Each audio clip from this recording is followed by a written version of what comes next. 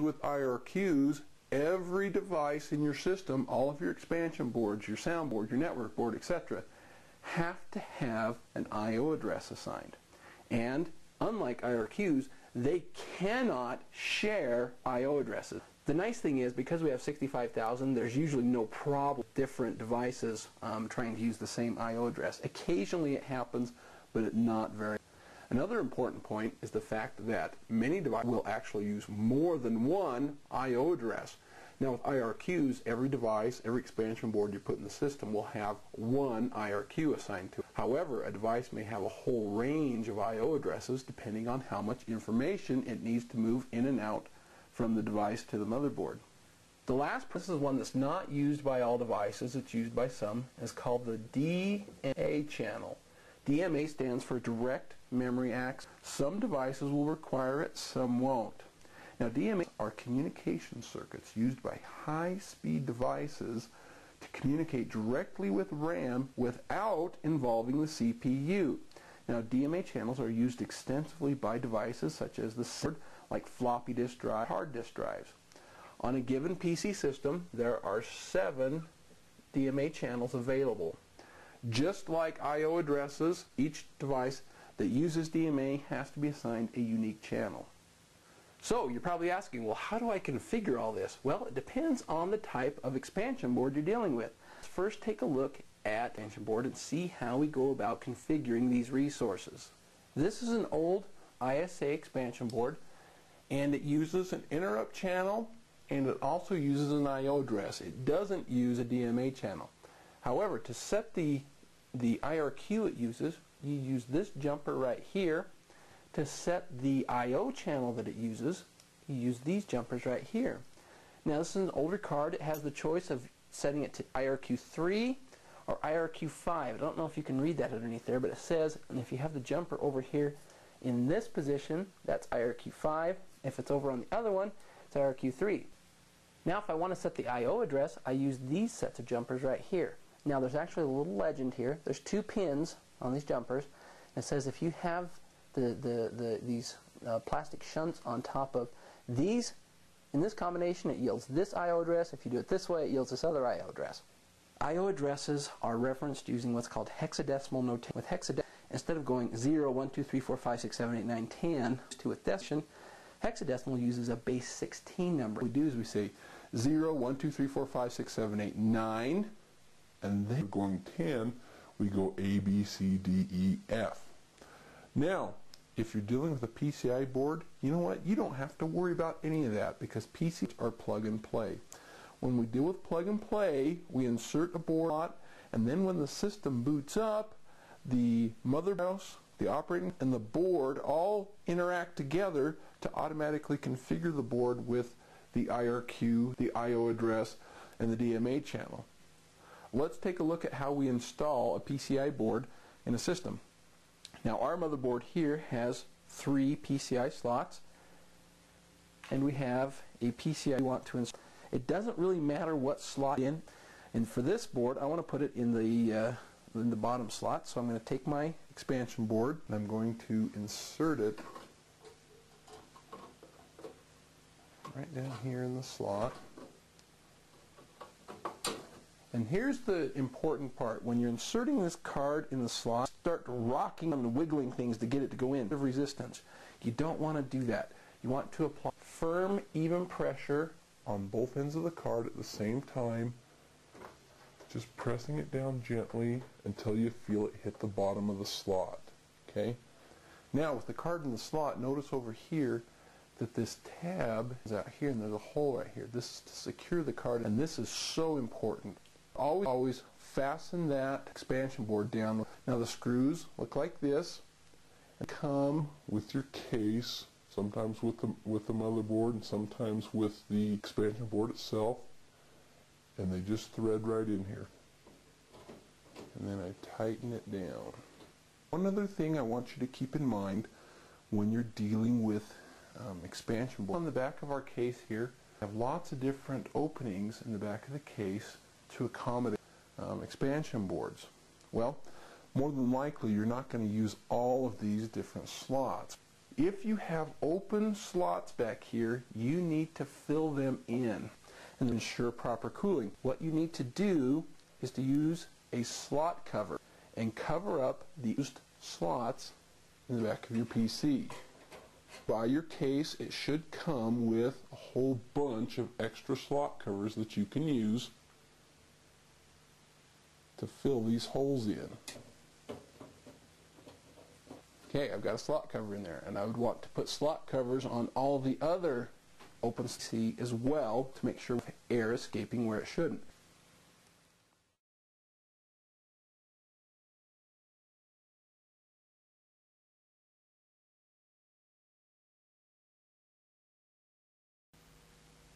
Now that you know how to install expansion boards in the PCs, we need to talk about installing a very important expansion board in the PC system, is the video board.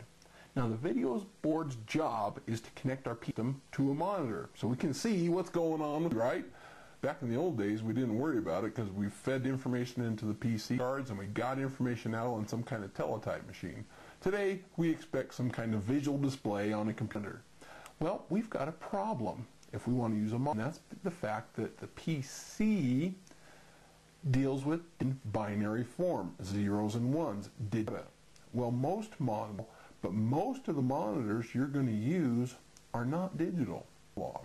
Okay, that means we have to have some way of converting our digital binary data and turning it into analog form data. That's the job of the video board. The video board has a chip on it called the RAM DAC that takes care of this. Now, RAM is actually an acronym that stands for Random Access Memory Digital to Analog Converter. And the RAM DAC, which you can see, it's underneath this fan on this particular video board. You can't actually see the chip. But the RAM DAC's job is to convert the digital signal coming out of the PC, the connectors in the motherboard, convert that digital data analog to send it out through the video port here on the expansion board and out to there itself. Now when you go to buy the video board for the PC you're building, just as with all the other components we've so far, you're going to get to the store and look and say, "Holmes, there are so many different models, which one should I use?" What's some of the considerations you need to keep when choosing a video board?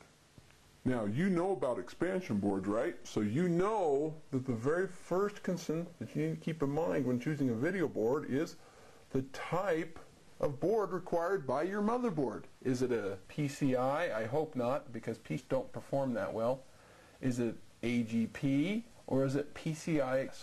If your motherboard's PCI Express, go with that for a video board. It is fast. It's way faster than AGP.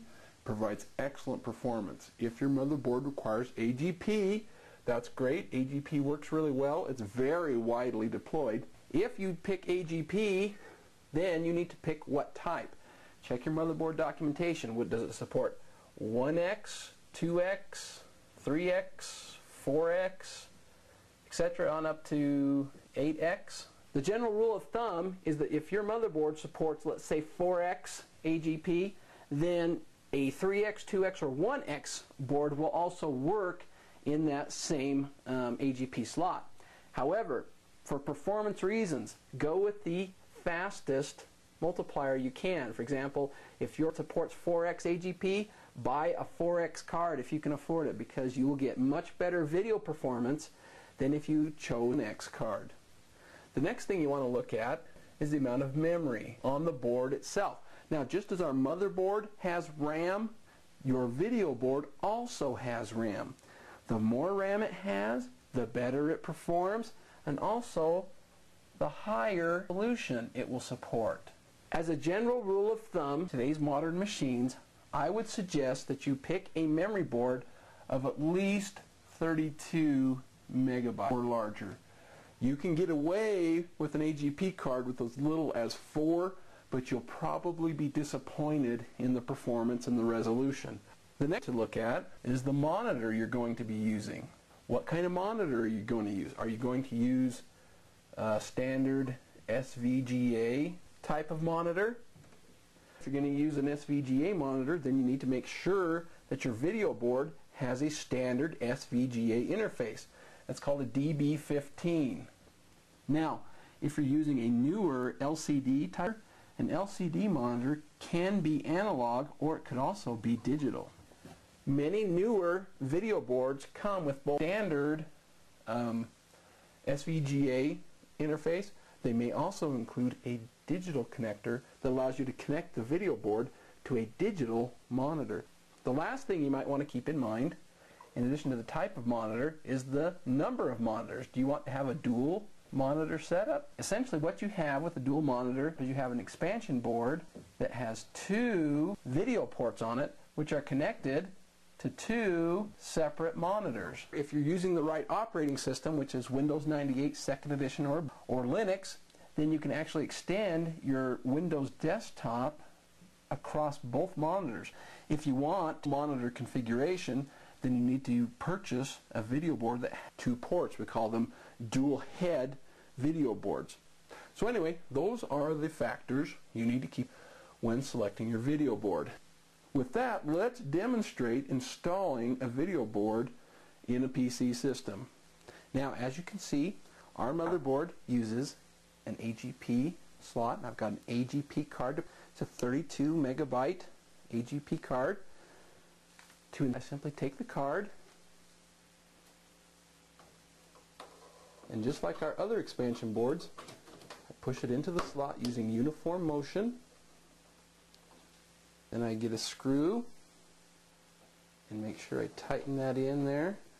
This is really important with video cards too, by the way, because this is one of the things that you'll be plugging on occasion. And boy, you do not to knock that video board loose out of its expansion slot when the system's on. It will cook the board, probably maybe even the monitor as well. Okay, we've got the board in. It's installed in AG. We've got a screw on the connector. It's secure. Now we need to connect the monitor to the video port. Now this is the video port of the AGP card we just installed. Now if you're paying attention, you probably notice that. What about this one down here? That looks like a DB15. You're right, and that's because this particular motherboard has an integrated video interface. Now the question is, well, why are you putting an AGP card in there if we've already got an interface built into the motherboard?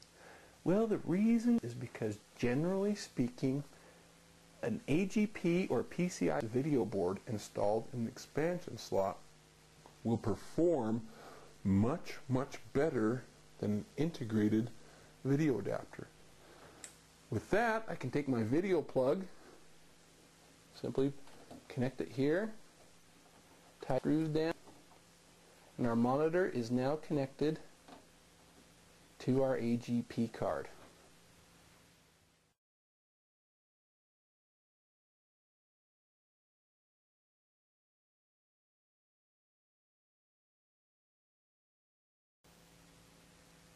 With our video board installed, ready to install a floppy diskette drive in our PC.